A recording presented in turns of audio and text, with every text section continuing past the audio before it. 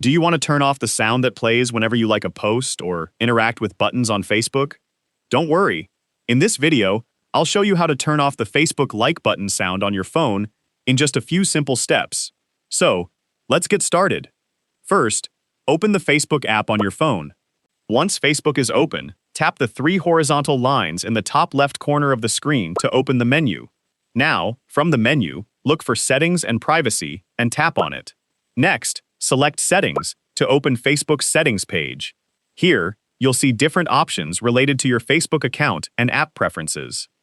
Scroll down through the settings until you find the Media option.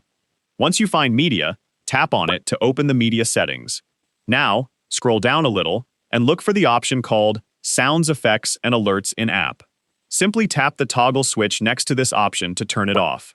Once the option is turned off, Facebook will no longer play these in-app sounds while you're interacting with posts, including the sound you hear when tapping the like button. And that's it. If this video helped you, don't forget to like, subscribe, and hit the bell icon for more practical tips. Thanks for watching, and I'll see you in the next video.